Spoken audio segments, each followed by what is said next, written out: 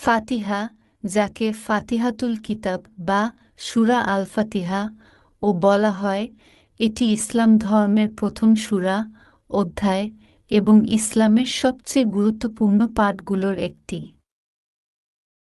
এটি কুরআনের এক সূরা এবং এর ৭টি আয়াত রয়েছে। ফাতিহা মুসলিমদের জন্য দৈনিক নামাজে সালাত পাঠ করা হয় এবং এটি আল্লাহর প্রশংসা, সাহায্য প্রার্থনা এবং সঠিক পথের নির্দেশনা প্রদানের জন্য। ফাতিহার মূল বিষয়বস্তু: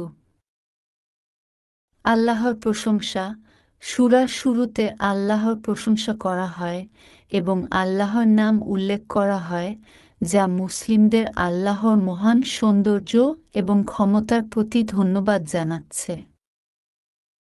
দয়ালু ও করুণাময়। আল্লাহর দুটো গুণ উল্লেখ করা হয়, দয়ালু এবং করুণাময়। হেদায়েতের আবেদন।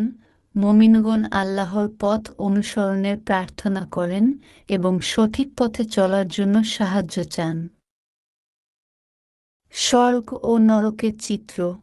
এখানে বিশ্বাসী ও অবিশ্বাসীদের মধ্যে পার্থক্য তুলে ধরা হয়েছে এবং আল্লাহর প্রসঙ্গ উল্লেখ করা হয়েছে। ফাতিহার গুরুত্ব। প্রতিদিনের নামাজে এটি প্রতিদিনের ৫ বারের নামাজে পাঠ করা আবশ্যক। আত্মীয়তার প্রতীক। মুসলিমের জন্য এটি একত্রিত হওয়ার এবং নামাজের সময় একসাথে থাকার প্রতীক।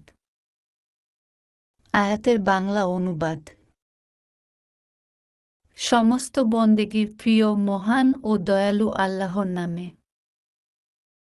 দয়ালু ও করুণাময়।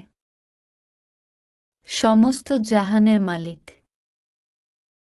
আমরা তোমারই ইবাদত করি এবং তোমারই থেকে সাহায্য প্রার্থনা করি। আমাদেরকে সৎপথের পরিচালনা করো। যাদের উপর তোমার অনুগ্রহ হয়েছে তাদের পথে, যাদের উপর তোমার গর্জন হয়েছে এবং যারা পথভ্রষ্ট হয়েছে। আপনি যদি ফাতিহা সম্পর্কিত আরও কিছু জানতে